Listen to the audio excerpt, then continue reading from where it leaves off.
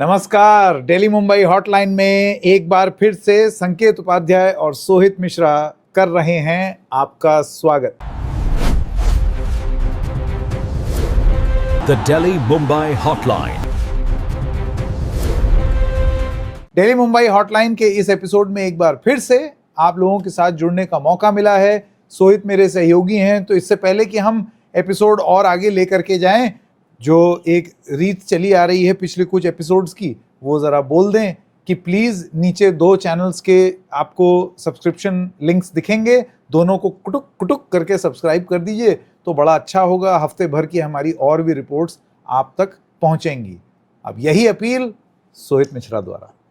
बिल्कुल। दर्शकों, देखिए, आपको यह समझना होगा कि आपके सहयोग से हमें बहुत पॉजिटिव एनर्जी भी मिली है, आपके कमेंट्स भी बहुत अच्छे रहे हैं और इसी की वजह से ये जो एपिसोड्स हैं, हर हफ्ते हमें एक दूसरे को कहना नहीं पड़ता है, हम ऑटोमेटिकली आ जाते हैं क्योंकि आपने इस तरह का प्यार पहले दिन से हमें दिया हुआ है। और मैं उम्मीद करता हूं कि ना केवल ये प्यार को आप बरकरार रखेंगे, हम दोनों के चैनल को न केवल आप सब्सक्राइब करेंगे, वहां पर जाकर हफ्ते भर हम क्या काम करते हैं वो भी आप देखेंगे। ये शो जो है, इसमें मैं, संकेत उपाध्याय और आप, हम तीनों इसमें एक साथ मुद्दों पर चर्चा करते हैं और हम इनफॉर्मली भी जो चीजें सोचते हैं किसी मुद्दे पर, हफ्ते भर की 3-4 बड़ी खबरों को लेकर, उसे आपके सामने लाने का एक प्रयास है। और दिल्ली मुंबई हॉटलाइन में हमारे संवाद में आपको एक साथ लाने की कोशिश होती है। इसलिए शुरुआत में ही हम अपील कर देते हैं, प्लीज प्लीज प्लीज सब्सक्राइब कीजिए। आपका प्यार बहुत अच्छा लगा है, अब तक बहुत ज्यादा फायदा मिला है हम दोनों को। आपके इस प्यार की वजह से हमारी हौसला अफजाई भी हुई है और आगे भी ऐसा होता रहेगा, यही उम्मीद के साथ संकेत आज के शो की हम शुरुआत करते हैं। और मुझे लगता है एक और हमें बात लोगों को बता देनी चाहिए कि आज के हफ्ते में हम क्या क्या बात करने वाले हैं, ताकि लोगों को भी अंदाजा लगे कि हम कौन कौन से मुद्दों को छूने वाले हैं और कौन कौन से मुद्दों के बारे में जनता को आज जानकारी मिल पाएगी। बिल्कुल, इन अ नटशेल, जैसे कि एक किताब के चैप्टर्स होते हैं, वैसे ही आपको चैप्टर पहले से ही यहाँ पर प्रस्तुत कर दिए जाएं। चैप्टर नंबर 1 होगा special intensive revision exercise. Bengal के चुनाव को लेकर के आप ये समझ लीजिए कि पिछले जब भी बंगाल के चुनाव हुए हैं और तमाम बातें बंगाल के चुनाव में हुई हैं, खेला होवे हुआ है, लेकिन इस बार बंगाल के चुनाव का एकमात्र सबसे बड़ा मुद्दा स्पेशल इंटेंसिव रिवीजन है। क्योंकि मुद्दों पर आप लड़ाई तब करेंगे ना जब वोट देने पाएंगे। अगर किसी चुनाव में 91 लाख वोट ही कट जाएंगे तो फिर पहले तो मैं वोट देने लायक बनूं।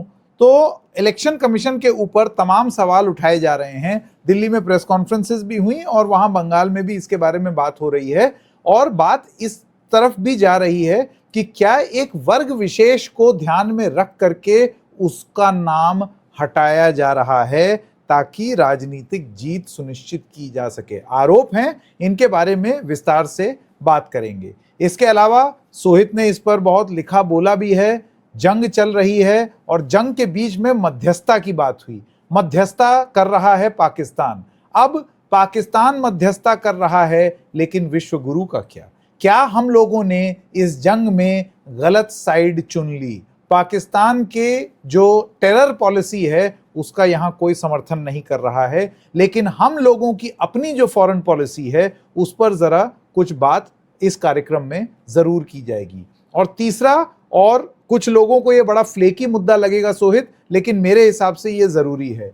ट्रोलिंग एक प्रथा बन गई है, लेकिन जब 1500 करोड़ और 1000 करोड़ और 2000 करोड़ कमाने वाले लोग और बड़ी बड़ी धुरंधर जैसी फिल्म से यश प्राप्त कर चुके लोग और उनके समर्थक को इतना कमा लेने और यश प्राप्त करने के बाद भी नथुने और भौएं चढ़ाने का एक ऐसा शौक हो कि जबरदस्ती मुझे एक विलन ढूंढना है।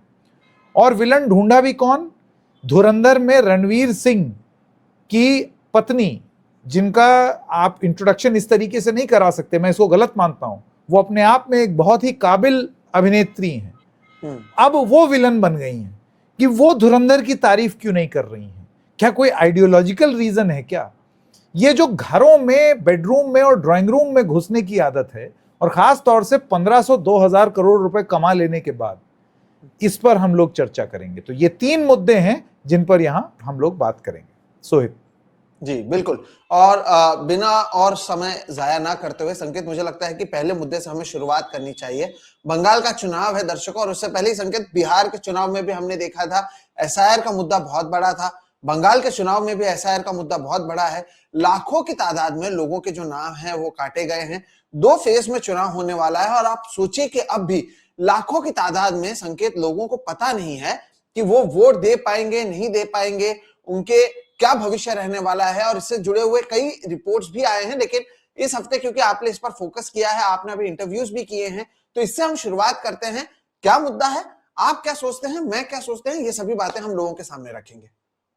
बिल्कुल, सबसे पहले एक पृष्ठभूमि दे दें। क्या हुआ कि इस बार चुनाव में पश्चिम बंगाल और भी जगहों के जो चुनाव हो रहे हैं, वहां पर केंद्र चुनाव आयोग, जिसको पिछली बार हम लोगों ने केचुआ बोला था, तो केंद्र चुनाव आयोग एक स्पेशल इंटेंसिव रिवीजन करा रहा है।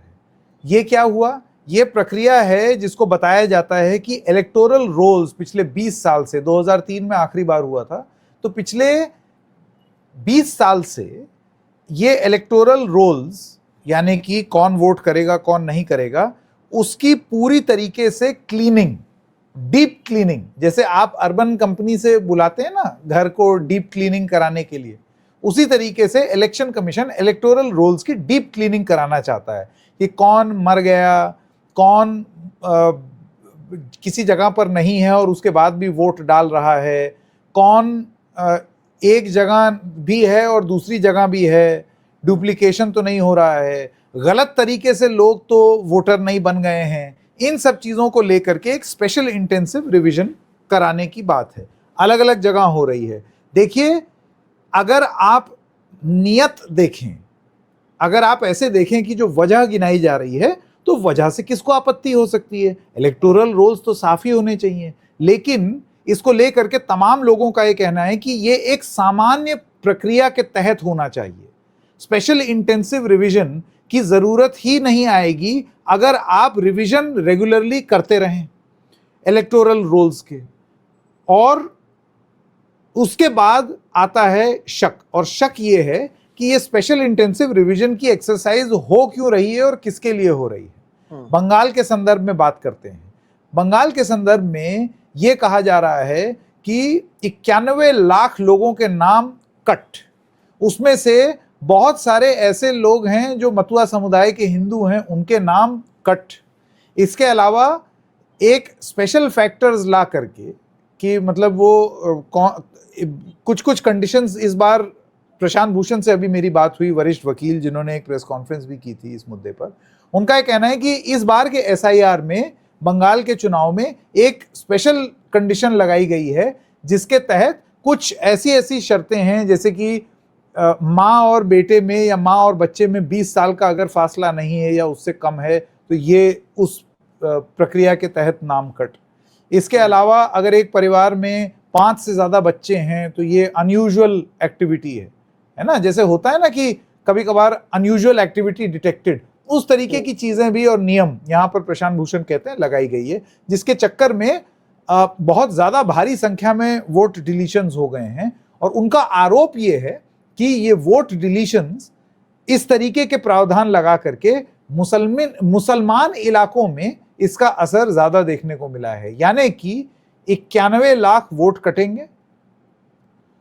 सुनवाई का समय कम है, क्यों? क्योंकि चुनाव होने वाले हैं तो आपको इलेक्टोरल रोल्स प्रस्तुत करने हैं। और मुस्लिम वोटर्स जो ट्रेडिशनली ये माना जाता है बीजेपी वोटर्स नहीं हैं, वो कम हो जाएंगे, यानी कि बीजेपी को एक एज देने का प्रयास, ये आरोप है।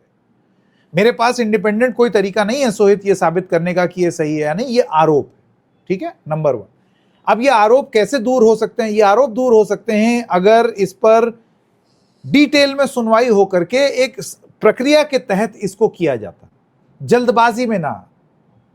प्रशांत भूषण का यह कहना है कि एक धक्कम पेल में जल्दबाजी में ठेल दिया गया है एसआईआर की प्रक्रिया, और उस चक्कर में चुनावी नतीजों पर इसका असर दिखाई दे सकता है। अशोक खेमका, आप जानते हैं, बड़े नाम हैं, उन्होंने एक ट्वीट किया जिसमें उन्होंने ये बोला कि पिछली बार 2024 में बीजेपी और तृणमूल कांग्रेस के बीच में करीब 40 या 41 लाख वोट का फासला था। इस बार 91 लाख नाम कट गए हैं। तो उनका तर्क ये है कि क्या ये एक प्रक्रिया है जिसके तहत न केवल मार्जिन कम किया जाए बल्कि एक जीत का मार्जिन सुनिश्चित भी किया जाए। अब ये सब लोग सवाल और शक उठा जरूर रहे हैं, लेकिन ये तभी दूर होगा जब इस पर एक या तो निष्पक्ष जांच हो या ये प्रक्रिया एक अच्छे तरीके से, निष्पक्ष तरीके से चले। वही चीज नहीं हो रही है सोए। जी बिल्कुल। संकेत, यहाँ पर अभी मैंने मर्दानी 3 में था या कहीं पर था, मुझे याद नहीं आ रहा, एक डायलॉग था जिसमें उन्होंने कहा था कि हम ये सुनिश्चित कर लें कि 10 गुनहगार अगर छूट जाए तब भी चलेगा, लेकिन एक जो बेगुनाह होता है उसे आप गुनहगार नहीं माने जाने चाहिए। बहुत फेमस फिल्मी डायलॉग है। आप सोचिए 91 लाख वोटर्स को आपने निकाल दिया, और शक की सुई क्यों आती है सामने? इसलिए संकेत आती है क्योंकि आप देखेंगे कि जो 10 कॉन्स्टिट्यूएंसीज है जहां से सबसे ज्यादा हाईएस्ट डिलीशंस हुए हैं, 10 के 10 कॉन्स्टिट्यूएंसीज फिलहाल तृणमूल कांग्रेस के पास मौजूद है। और इसके वजह से भी जो विपक्ष के लोग हैं वो लगातार कह रहे हैं कि ये ऐसा कैसे हो सकता है कि सभी के सभी इसी तरफ के आ जाते हैं। ये एक बहुत बड़ा सवाल है। अब पश्चिम बंगाल में चुनाव जो है वो 23 और 29 को होने वाले हैं, अप्रैल महीने में, और 4 मई को इसके रिजल्ट, इसके नतीजे आने वाले हैं। उससे पहले कितना समय मिलता है इन लोगों के पास कि वो जाए और इसे ऊपर एक तरीके से अपना फैसला सुनाए या इसे चैलेंज करें और उनकी सुनवाई होगी, इसकी क्या गारंटी है?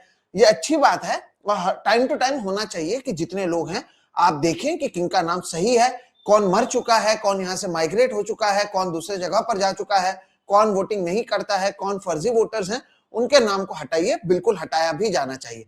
लेकिन चुनाव के 2 महीने पहले वहां के बीएलओस पर, वहां के अधिकारियों पर दबाव बनाकर कि नहीं, आपको ये डेडलाइन है, इतने समय में इतने लोगों को निकालना है या इतने समय में आपको खत्म करना है, ये सारी चीजें, ये एक तरीके से जबरदस्ती किया गया या कम समय में किए गई एक प्रक्रिया के तौर पर कम से कम ऑन पेपर संकेत नजर आता है, और इसलिए भी इसे लेकर सवाल पूछना जरूरी है। दर्शकों को मैं केवल जानकारी के लिए संकेत, जो आंकड़े मैंने भी निकाले थे मैं आपको बता दूं। 2021 में पश्चिम बंगाल में 7.34 करोड़ वोटर्स मौजूद हैं, जबकि अक्टूबर 2025 में वेस्ट बंगाल में 7.66 करोड़ वोटर्स मौजूद थे, जो अब घटकर 6.75 करोड़ वोटर्स हो चुके हैं। लगभग 91 लाख जो नाम है उसे हटा दिया गया है। अच्छा संकेत, यहां पर आप ये भी देखिए, हमने पिछली बार भी बात की थी कि चुनाव आयोग पर क्यों सवाल उठता है बार बार, क्योंकि एक पार्टी को छोड़ के किसी को फायदा नहीं होता है। पश्चिम बंगाल में भी भारतीय जनता पार्टी को अगर आप छोड़ दें तो जितने बाकी पार्टियां हैं सभी ने इस एसआईआर की प्रक्रिया को लेकर सवाल उठाया है, जबकि बीजेपी के ही नेता अधिकांश कह रहे हैं कि बांग्लादेश से बहुत बड़े पैमाने पर लोग आए हैं और उसके वजह से यहां पर कहीं ना कहीं इंपैक्ट हुआ है। तो इसका भी आप देखिए, जो अभी एक खबर भी मैंने देखी थी, आउट ऑफ 91 लाख वोट्स जो निकाले गए हैं संकेत, 57.47 लाख वोट्स जो हैं वो हिंदुओं के हैं और 31.1 लाख वोट्स जो हैं वो मुसलमानों के हैं। तो ऐसा नहीं है कि केवल मुसलमानों पर इसका असर पड़ा है, बड़े पैमाने पर कम से कम पश्चिम बंगाल में 7.34 लाख वोट्स जो हैं, 57.47 लाख वोट जो हैं वो हिंदुओं के भी हैं जो निकाले गए हैं, जिसका जिक्र आपने भी किया है। और पिछले चुनावों की बात कर लें, क्यों इसे लेकर जो आपने भी जिक्र किया कि जो वोटिंग परसेंटेज की बात आई थी, तो पिछले चुनाव में 36 असेंबली सीट्स ऐसे थे, 36 असेंबली सीट्स जहां पर 5% से कम का वोटिंग मार्जिन था। और अब यह कहा जा रहा है कि इस एसआईआर एक्सरसाइज की वजह से 19 से 25 सीटों पर इसका क्रिटिकल इफेक्ट देखने मिलेगा, जबकि 54 से 70 सीटों पर वल्नरेबल इसका असर देखने मिल सकता है, यानी ये जो सीटें हैं वो कहीं पर भी जा सकती हैं। तो ऐसे में संकेत सवाल ये उठता है, जिनके नाम काटे गए हैं क्या उन्हें आपने सही समय दिया अपने आप के नाम को चैलेंज करने के लिए? अच्छा, जिनके नाम वापस जोड़े जा रहे हैं, जिनके नाम काटे गए थे, तो इसमें गलती किसकी मानी जाएगी? बीएलओ की मानी जाएगी, ऑफिसर की मानी जाएगी, चुनाव आयोग की मानी जाएगी कि आपके गलती की वजह से एक वोटर का नाम काटा गया और उससे पूरी तरीके से उसके ऊपर जिम्मेदारी आ जाती है कि वो साबित करे कि वो एक वैलिड वोटर है। वो इसे क्यों साबित करे? नंबर 1। नंबर 2, ये भी बात देखना पड़ेगा कि हर बार ऐसा नहीं होना चाहिए कि ये जो होता है और चुनावों के समय इसके बारे में बातचीत होती है संकेत, और उसके बाद हमें पता ही नहीं चलता है कि क्या हुआ है। क्योंकि मैंने बिहार के बारे में जब पता लगाया था, 65 लाख वोटर्स को डिलीट किया गया था, जिसमें बाद में हो हल्ला होने के बाद 8 लाख वोटर्स को वापस बिहार चुनाव से पहले ऐड कर दिया गया। अगर आप उसे निकाल दें 57 लाख वोटर्स का क्या वो वोट नहीं दे पाए? चलिए, उसके बाद वो सरकारी जो भी सुविधाएं हैं उसे ले सकते हैं, नहीं ले सकते हैं, जिनमें आप समझ लीजिए कि चलिए संकेत हम मान लेते हैं कि ये जो 91 लाख नाम निकाल दिए, 90% लोग इसमें से वाकई में माइग्रेट हो चुके हैं, मर चुके हैं, डबल नेम है, ये मानकर चलते हैं। 95% भी अगर आप ले लें तो भी 4.5 लाख से लेके 9 लाख वोटर्स पर इसका इंपैक्ट पड़ सकता है। और आप और मैं, हम दोनों जानते हैं कि ये छोटा आंकड़ा नहीं है। ऐसे में इसे लेकर जो जल्दबाजी की गई है या फिर कम समय दिया गया है इस पूरे सिस्टमैटिक रिवीजन को लेकर, तो यहां पर तो सिस्टमैटिक रिवीजन हुआ है क्या? ये एक बहुत बड़ा सवाल है। और कहीं ना कहीं ऐसे चुनाव में, जब चुनाव आपके सिर पर है, तभी ये सारी चीजें क्योंकि की जा रही हैं। बिहार में हमने देखा है, बंगाल में हमने देखा है। अब चुनाव की बात कर लेते हैं। अब जैसे महाराष्ट्र में अप्रैल महीने से एसआईआर की शुरुआत हुई है, ऐसे में क्योंकि अब यहां पर चुनाव नहीं है संकेत, तो अगर आपके नाम काटे भी जाते हैं, आपके पास समय है कि आप जाएं, उसे चैलेंज करें, अपने नाम को दोबारा से लेकर आए।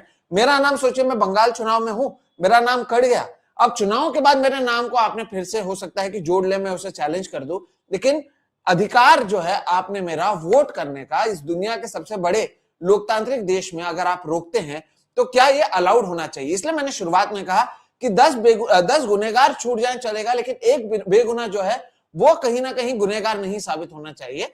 ये एक तरीके से बातें की जाती हैं। अगर आप लाखों लोगों को उनके वोटिंग राइट से दूर रखते हैं तो सवाल पूछा जाना चाहिए, और इसलिए ये जो है सवाल पूछा जा रहा है। हमें नहीं पता, जो संकेत ने भी कहा, कि कितना सही है इसमें, कितना गलत है, लेकिन क्या चुनाव से ठीक पहले कुछ महीनों में बीएलओ पर प्रेशर बनाकर इस तरह की चीजें करना सही है? ये एक सवाल चुनाव आयोग से हर कोई पूछ रहा है, और आज हम भी यही कर रहे हैं संकेत। बिल्कुल, ये जो आप समय वाली बात कर रहे हैं, देखिए नंबर 1 एक आरोप ये है कि ये सीएए और एनआरसी की बैकडोर एंट्री है, ठीक है ना। नंबर 2 समय, टाइमिंग। अब बिहार और बंगाल के केस में ये बिल्कुल चुनाव से पहले हो रहा है, जल्दबाजी में हो रहा है, तो यहाँ पर इसका नतीजों पर जो भी असर पड़े, आप ये सोचिए कि अगर किसी मासूम का वोट कट गया है और उसके पास ये राइट उसको मिल जाती है इलेक्शन के बाद, तो तब तक तो चुनाव खत्म हो गया, यानी कि नतीजा इन्फ्लुएंस हो गया। ये सवाल उठाया जा रहा है। प्रशांत भूषण से मैंने ये सवाल पूछा, उनका ये कहना है कि ये तो सुप्रीम कोर्ट में भी ये बात पहुंची है। अब जुडिशियल ऑब्जर्वर्स भी हैं इस मामले में, और उनका इतना जबरदस्त मैंडेट हो गया है, वो भी जल्दबाजी में उनको मैंडेट है, यानी कि अकॉर्डिंग टू हिज कैलकुलेशन एक ऐसी केस पर 2 मिनट का समय है पर एप्लीकेशन। 2 मिनट में आप क्या निर्णय ले लेंगे? क्या ले लेंगे? वो क्या दस्तावेज दिखा देगा, आप क्या मान लेंगे? बहुत सारे लोग हम जानते हैं ऐसे जो जिनके पास दस्तावेज ही नहीं होते, या फिर बाढ़ प्रभावित इलाके के हुए या कहीं हुए, दस्तावेज बह गए, उड़ गए, ये सारी चीजें भी होती हैं। अब बात होती है माइग्रेंट्स की, कि बहुत सारे लोग घुसपैठिए आ गए हैं और उनको वोटर बना दिया गया है। साहब, सेंट्रल इलेक्शन कमीशन एक न्यूट्रल बॉडी है, आपको वोटर आईडी वही बनाती है ना। दूसरी बात, बॉर्डर किसकी जिम्मेदारी है? क्या बंगाल पुलिस की जिम्मेदारी है? या बॉर्डर को सीएपीएफ देखता है, पैरामिलिट्री फोर्सेस बीएसएफ, या इंटरनेशनल बॉर्डर हो तो आर्मी? ये किसके अधीन आते हैं? तो क्या आप अपने ऊपर सवाल उठा रहे? क्या केंद्र सरकार ये क्या 12 साल से इस एजेंसी के माई बाप कौन है? तो फिर आप ये कहना चाह रहे हैं कि आपकी देखरेख में घुसपैठ हुआ और आपकी देखरेख में घुसपैठिए आए और उसके बाद इनका वोटर आईडी बन गया, और अब आप इसको हटाना चाहते हैं आनन फानन में बिना सुनवाई के। ये तो बड़ा अजीब आर्ग्यूमेंट है, मुझे कभी समझ में नहीं आया कि ये घुसपैठों को बिठा रहे हैं। अरे तो बॉर्डर से वो आए कैसे? कॉमन सेंस पे हम लोग ऑपरेट करेंगे या नहीं करेंगे, या हम सब पॉलिटिकल रेटरिक का हिस्सा बन जाएंगे? कैसे आ गए? सवाल पूछना चाहता हूं मैं गृह मंत्री अमित शाह से, कैसे आ गए भाई? आपकी एजेंसियां क्या कर रही थी? तो ये एक सवाल है बहुत बड़ा। अब आते हैं टाइमिंग पर, मैं एक बार उस पर वापस आना चाहता हूं। सोहिद, आपने एकदम सही कहा, अब महाराष्ट्र में जो हुआ कि लोकसभा में कुछ नतीजा आया और उसके कुछ महीने बाद कुछ और नतीजा आ गया, उसके बारे में तो आप ही बताएंगे, आरोप लगे कि प्रलोभन दे करके और तमाम और चीज करके। लेकिन ये जो स्पेशल इंटेंसिव रिवीजन एक्सरसाइज है, अब जैसे आप उत्तर प्रदेश का उदाहरण ले लीजिए, यहां पर ये दिसंबर 2025 और जनवरी 2026 के इस पीरियड में ये पूरी हुई और इसके नतीजे सामने भी आए। बड़े रिकॉर्ड मत में वोटर कटे, मतलब आप ये समझिए करीब 2.5 crore, almost 3 crore people have been cut. लेकिन यूपी के चुनाव में अभी भी 1 साल बचा है, यानी कि ग्रीवांस रिड्रेसल के लिए इतना लंबा समय है। मेरा ये कहना है, आप कोई भी मंशा से कुछ भी चीज करें, आपने समय दे दिया, समय दिया तो यहां पर एक राहत मिलती है कि मेरे साथ अगर कुछ गलत हो गया तो मैं जा करके जिरह कर सकता हूं। वो मसला अलग है कि बहुत सारे लोग हैं, वो माइग्रेंट लेबरर्स हैं, माइग्रेंट वर्कर्स हैं, बार बार आ करके वो यही काम करते रहेंगे, आपने मतलब वो रोजी रोटी कमाएंगे या ये काम करेंगे, लेकिन समय है उनके पास, they have the facility of time. यहां तो वो भी नहीं है ना, यहां तो वो भी नहीं है, मेरा तो चुनाव ही निकल जाएगा, मैं वोट ही नहीं डाल पाऊंगा।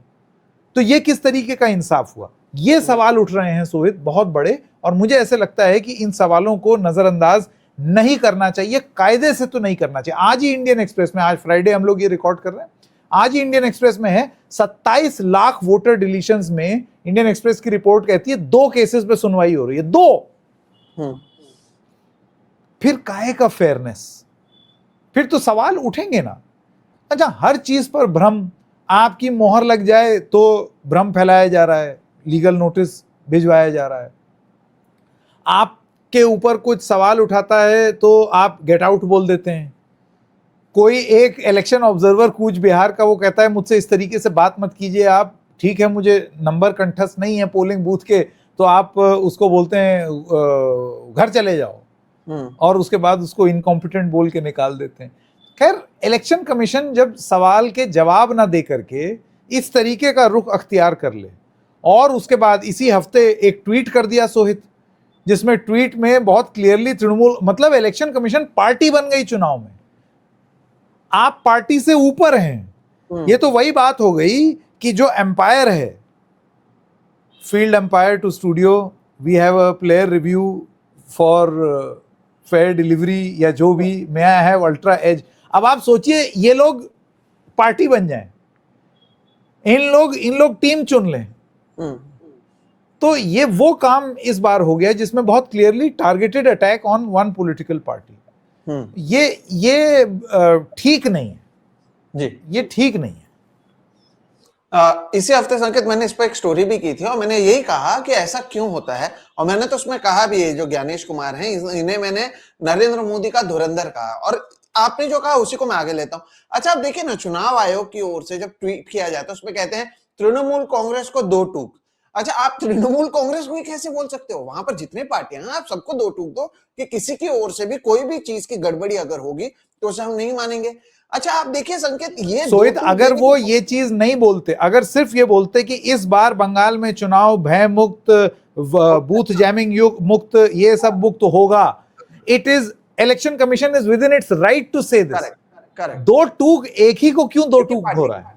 हाँ, तो एक पार्टी को आप 2 टूक देते हो, और चुनाव आयोग किस मुंह से ये बात कर रहे हैं, जबकि खुद आप देखिए इस समय क्या क्या हुआ संकेत। हमने पिछले दर्शकों ने जिन्होंने देखा था, हमने बात किया कि कैसे आंध्र प्रदेश के चुनाव को लेकर सवाल उठ रहा है, उसके ऊपर अब तक जवाब नहीं आया है, रात को कैसे वोटिंग बढ़ा है।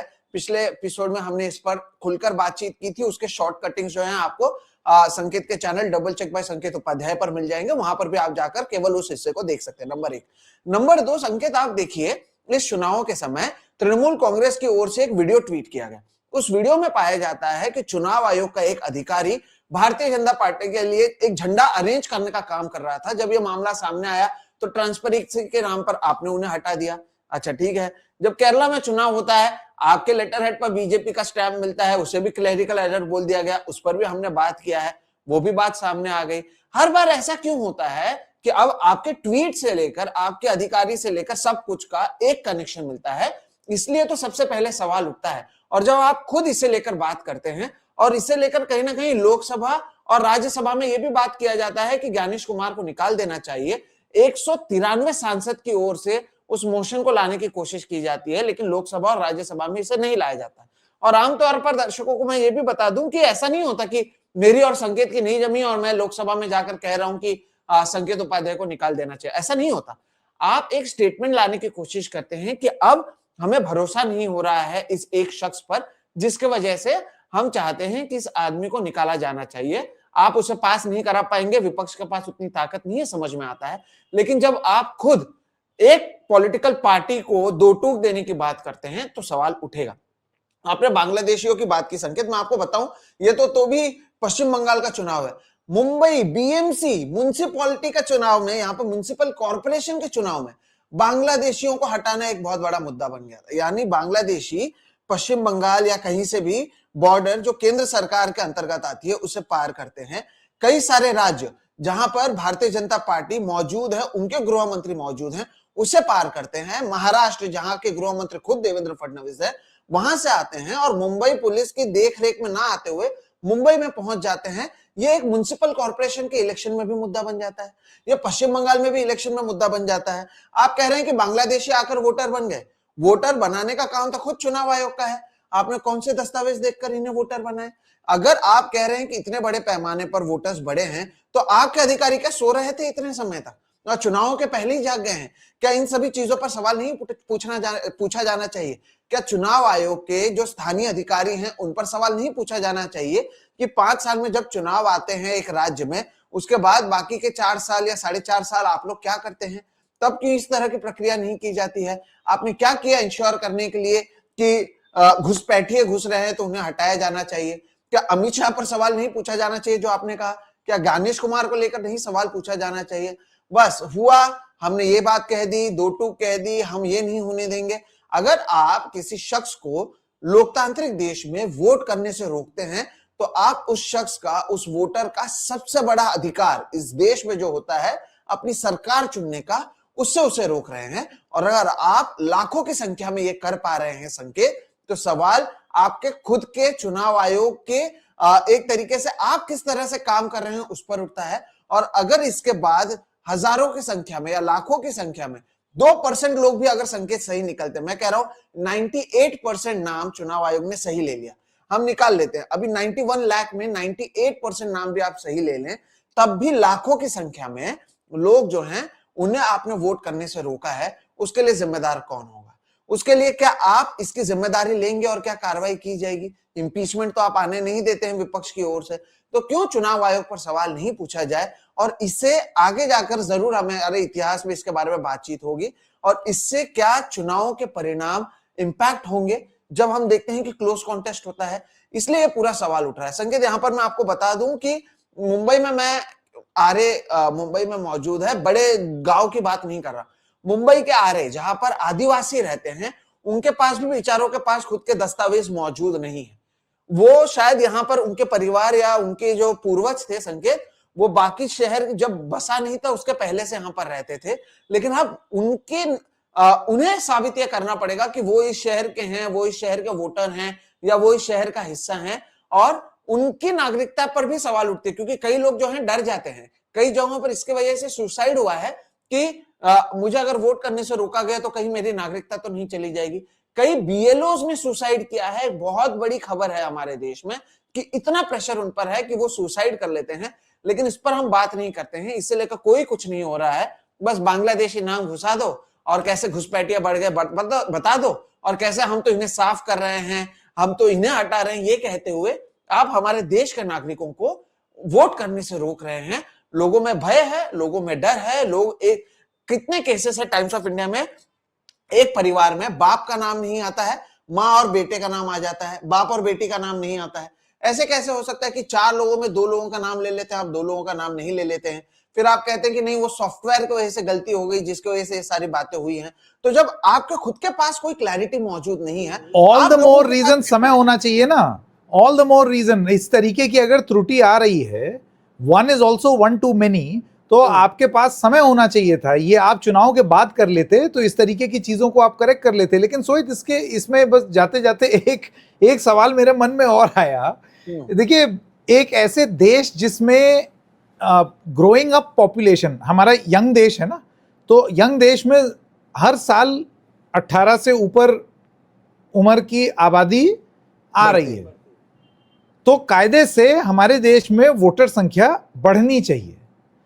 ये बड़ी अनोखी चीज हो रही है कि हर जगह वोटर डुप्लीकेशन, वोटर फ्रॉड या किसी कारण से इतने भारी भारी संख्या में वोटर कट रहे हैं, बढ़ क्यों नहीं रहे हैं?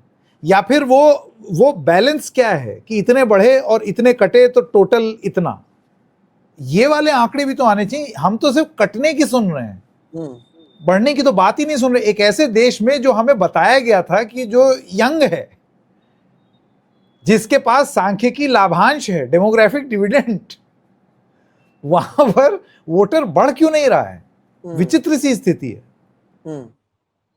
नहीं, और इसका कोई जवाब आपको मिलेगा भी नहीं, क्योंकि जवाब जिनको देना चाहिए, जो अकाउंटेबिलिटी की बात है संकेत, वो अकाउंटेबल ही नहीं है। और मैं कह रहा हूं, आप किसी पार्टी को अकाउंटेबल नहीं है, ये जो चुनाव आयोग है, आप जनता को अकाउंटेबल हैं। और अभी इस समय संकेत, मुझे लगता है जो चीजें हुई हैं, जितनी चर्चा हमने की है, एक बात तो सामने आई है कि विश्वसनीयता चुनाव आयोग के लेकर हमारे देश की जनता में कम हुई है। ये बात को कोई नकार नहीं सकता है। और इससे ज्यादा खतरनाक बात मुझे नहीं लगता कि किसी लोकतंत्र देश में और कुछ हो सकता है कि जिसका काम चुनाव कराना है, जो चुनाव आयोग है, केचुआ है, केचुआ को लेकर लोगों के बीच में एक तरीके से उनकी विश्वसनीयता घट रही है। और अगर ये होता है तो ज्ञानेश कुमार का सबसे पहला काम यह होना चाहिए कि आप लोगों में विश्वसनीयता बढ़ाएं, कि अगर कल जाकर सोहित मिश्रा ये कहता है कि अरे चुनाव आयोग ने ये किया है, ये गलत किया है, तो लोग आकर कहने चाहिए तुम चुनाव आयोग पर कैसे सवाल उठा रहे हो, चुनाव आयोग तो निष्पक्ष है। लेकिन अब फिलहाल कुछ समय से तो ऐसा लग रहा है कि जो जो उदाहरण सामने आते हैं उससे चुनाव आयोग की निष्पक्षता पर सवाल उठती है। और इसका कहीं ना कहीं इसका जो रिजल्ट है, एंड रिजल्ट, वो अच्छी बात नहीं है। और इसे लेकर सबसे ज्यादा गंभीरता जो है चुनाव आयोग में होनी चाहिए, ऐसा मेरा मानना है संकेत।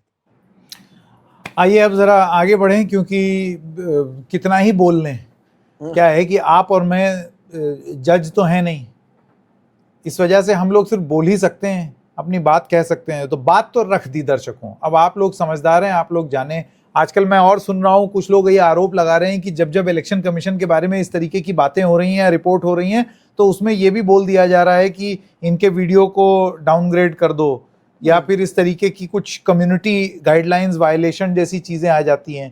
तो यहाँ पर अब आप लोग समझदार हैं, हम लोगों की इस बातचीत में आपको कौन सी कम्युनिटी की गाइडलाइन की वायलेशन हो रही है मुझे तो नहीं मालूम। मैं तो ये समझता हूँ कि ये कम्युनिटी को आगे ले जाने वाली ही बात है, कम्युनिटी के हित की बात है। तो कोई भी गाइडलाइन हो वो इसको सर्वोपरि माने।